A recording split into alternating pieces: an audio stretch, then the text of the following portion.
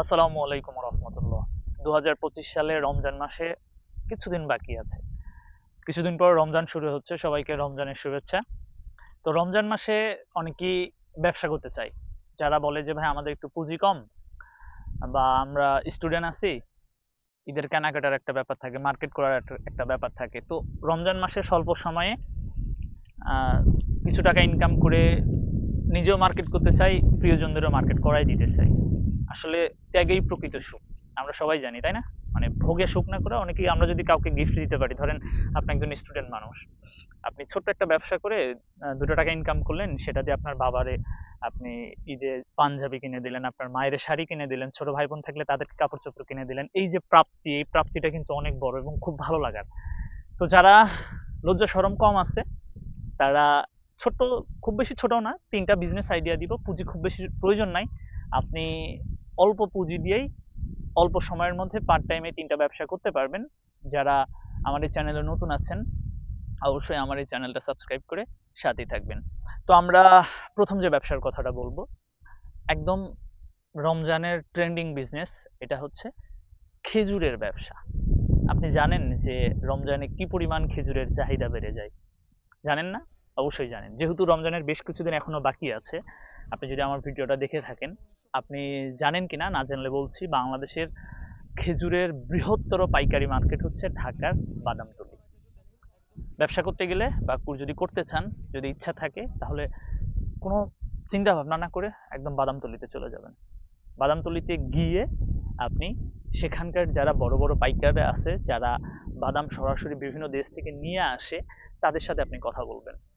কথা বলবেন এভাবে যে ভাই, আমি একজন স্টুডেন্ট বা বেকার মানুষ, আমি পার্ট টাইম একটা ব্যবসা করতে চাচ্ছি। তো রোজার মাসে যেহেতু খেজুরের ব্যবসাটা ভালো এবং টপ ট্রেন্ডিং এ থাকে, তো আপনি এটা নিয়ে কাজ করতে পারবেন, বা আমি এটা নিয়ে কাজ করতে চাই, এভাবে বুঝাবেন যে ভাই আমি খেজুর নিয়ে যাব, কিন্তু আহ, রমজানের শেষ মুহূর্ত পর্যন্ত আমার যে খেজুরগুলা অবশিষ্ট থাকবে, সেগুলো আমার কাছ থেকে রিটার্ন নিতে হবে। এটা বলবেন, কারণ আপনি ঈদের পরে তো আর ব্যবসাটা কন্টিনিউ করবেন না। কারণ তখন যদি আপনার প্রোডাক্ট থেকে যায় বা খেজুরটা যদি থেকে যায়, তখন তো সেটা আসলে পুঁজিটা নষ্ট হয়ে, মানে সংকুচিত হয়ে গেল, মানে লাভের চেয়ে লস বেশি হয়ে যাবে, প্রজেক্ট ফেল। তো প্রজেক্টটা ফেল করা যাবে না, আপনি আগেই এভাবে ডিল করে নেবেন যে আমি যতটুকু বিক্রি করতে পারলাম পারলাম, আর যেটা থাকবে এটা কিন্তু ফেরত নিতে হবে। এই কন্ডিশনে যে ভদ্রলোক রাজি হবে বা যারা রাজি হবে, তাদের সাথে আপনি ব্যবসা স্টার্ট করবেন। এটা একটু দুটা ভাবে আমি উল্লেখ করতে চাই। যাদের পুঁজি একদমই অল্প, তারা আগে ভাগেই যাবেন, গিয়ে আপনার এলাকার চাহিদা অনুযায়ী আপনি খেজুর নিয়ে এসে নিজেই আপনার এলাকায়, যে হাট বলেন, বাজার বলেন, যেখানেই হোক, বসবেন। বসে সুন্দর করে পরিষ্কার পলি নেবেন, নিয়ে সুন্দরভাবে প্যাকেট করবেন। প্যাকেট করে করে 100 গ্রাম, 200 গ্রাম, 250 গ্রাম, তারপরে আপনার আধা কেজি, এরকম প্যাকেট করে করে দাম লিখে বিক্রি করবেন। খুব সুন্দরভাবে বিক্রি হবে, কারণ খেজুর বিক্রি হয়। বাংলাদেশে খেজুর কি পরিমাণ বিক্রি হয় আপনি নিশ্চয়ই জানেন, এটা নিয়ে ওইদিকে যাচ্ছি না। এটা হচ্ছে যে আপনি একদম ক্ষুদ্র পরিসরে, যদি পুঁজি আপনার 5,000 থাকে, যদি আপনার 10,000 টাকা পুঁজি থাকে, এভাবে শুরু করতে পারেন। আর যদি মোটামুটি আপনার পুঁজি 50,000 বা 1,00,000 টাকার মতো থাকে, সেক্ষেত্রে আপনি একটা করতে পারেন, সেটা হচ্ছে হোলসেল। মানে ব্যাপারটা হচ্ছে এমন, ধরেন আপনি আগেই কিছু খেজুর কিনে নিয়ে আসলেন, নিয়ে স্টক করলেন। করার পর রমজানের ঠিক 1 সপ্তাহ আগে বা রমজানের প্রথম দিন থেকে আপনার এলাকায় যারা খেজুর বিক্রি করে, তাদের সাথে কথা বলবেন যে ভাই, আমি পাইকারিতে খেজুর বিক্রি করতেছি, আমার কাছে এই দামে, আপনি কিছু প্রফিট রেখে তাদেরকে দাম বলবেন। তারা যদি আপনার কাছে ন্যায়সঙ্গত, মানে তারা যে অন্য অন্য জায়গা থেকে কিনে আনতেছে সেম দামে, যদি ওই প্রোডাক্টটা যদি পায়, তাহলে সে তো আহ, তার জেলা শহরে যাবে না কিনতে, আপনার কাছ থেকে সে নিয়ে নেবে। বুঝছেন ব্যাপারটা? মানে আপনি ছোট ছোট যারা ব্যবসায়ী আছে তাদেরকে হোলসেল দিবেন। এক্ষেত্রে পুঁজিটা একটু বেশি আপনাকে ইনভেস্ট করতে হবে, এক্ষেত্রে হ্যাসেলটাও আপনার কম হবে। তো এই দুই ভাবে আপনি খেজুরের ব্যবসাটা স্টার্ট করতে পারেন, চিন্তা ভাবনা করেন। ভালো টাকা ইনকাম সম্ভব, মানে আপনার পুঁজি অনুযায়ী এটা আপনি ইনভেস্ট করে এখান থেকে ভালো টাকা প্রফিট করা সম্ভব। ঠিক আছে, এবার আমরা 2 নম্বর যে বিজনেস আইডিয়াটা দিব, এটা হচ্ছে যে রমজান মাস হচ্ছে আত্মশুদ্ধির মাস। এ সময় যারা নামাজ কালাম ঠিকঠাক ভাবে পড়ে না, তারাও নামাজ কালাম পড়ে। সবাই আল্লাহর ইবাদতে মশগুল থাকে। অধিকাংশ মানুষ দেখবেন যে সবসময় টুপি পরেই থাকে। তো আপনি কি ব্যবসা করবেন?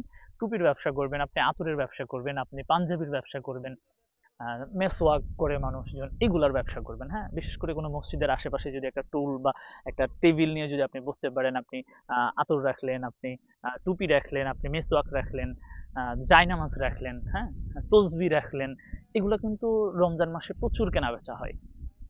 তো এই ব্যবসাটা আপনি করতে পারেন। এই ব্যবসাটা করবেন ওই আগের ঠিক ফর্মুলা অনুযায়ী। আপনি এটা যে হোলসেলার যারা আছে, যারা বড় দোকান আপনার জেলা শহরে যাবেন, বিভাগীয় শহরে বা আমাদের রাজধানীতে যাবেন, গিয়ে যারা বড় বড় দোকান, তাদের সাথে আপনি ওইভাবেই কথা বলবেন আগের মতোই, যে ভাই আমি বিক্রি করব, বিক্রি করার পর যেগুলো অবশিষ্ট থাকবে আমি ঈদের পর আমার কাছ থেকে সেগুলো নিয়ে নিতে হবে। এই শর্তটা যারা যারা রাজি হবে তাদের সাথে আপনি ব্যবসাটা স্টার্ট করবেন। বুঝাইতে পারছি?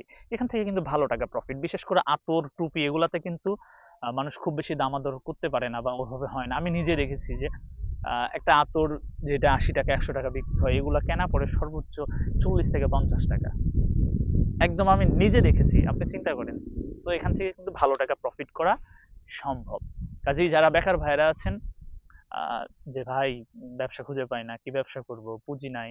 তারা কিন্তু চাইলেই অনায়াসে এই ব্যবসাগুলো স্টার্ট করতে পারেন এবং ঈদের মধ্যে আ নিজের যে খরচ, মার্কেটিং এর যে খরচ, পরিবারের ন্যূনতম খরচ হলেও আপনি মিটাইতে পারবেন। নাম্বার ৩, যেটা সবার শেষ যেটা, সেটা হচ্ছে কাপড়ের ব্যবসা। ঈদে নতুন জামা পরে না, এরকম মানুষ কি এই মুহূর্তে বাংলাদেশে পাওয়া যায়? বলেন তো? যে যার মতো, হয়তো যার আল্লাহ সামর্থ্য দিয়েছে সে বেশি দামি কাপড় পরতেছে, যার একটু সামর্থ্য কম সে একটু কম দামি কাপড় পরতেছে, পরে কিন্তু সবাই নতুন জামা কাপড়।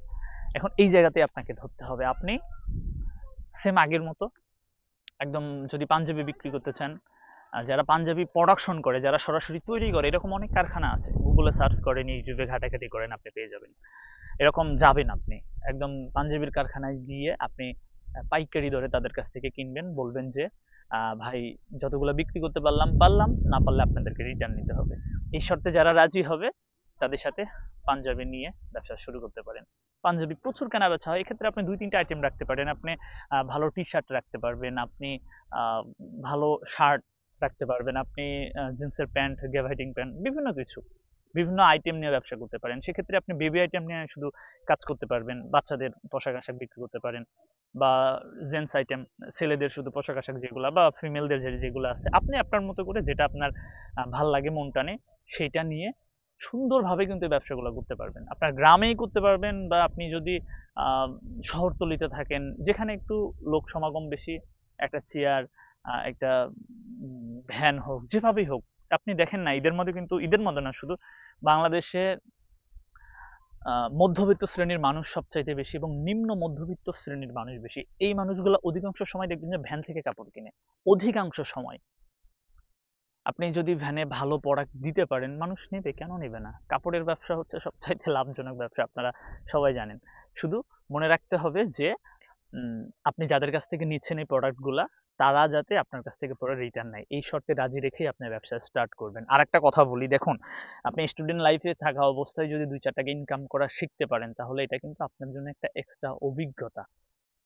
অবশ্যই ইনকাম করবেন। অবশ্যই ইনকাম করবেন। আপনি এসএসসি পাসের পর, ইন্টার পাসে যখনই কোনো একটা ছেলে যখন ইন্টারে ভর্তি হয়, তখন থেকে তার চিন্তা করা উচিত যে আমি ২-৪ টাকা ইনকাম করতে চাই। ফ্যামিলি থেকে নেওয়া ধান্দা বাদ দিতে হবে। ইনকাম করা শুরু করুন, সেটা যেকোনোভাবেই হোক। আপনাদের জন্য অনেক বেশি শুভকামনা।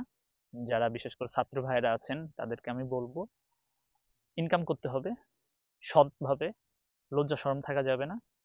কোনো দরকার নাই লজ্জা শরম রাখার। আপনি সৎভাবে উপার্জন করবেন। এটাই হচ্ছে জীবনের সবচেয়ে বড় উদ্দেশ্য হওয়া উচিত। আপনার জন্য অনেক বেশি শুভকামনা থাকলো। আজকের ভিডিওটা এই পর্যন্ত। সবাই ভালো থাকবেন। দেখা হচ্ছে অন্য আরেকটা ভিডিওতে। আসসালামু আলাইকুম।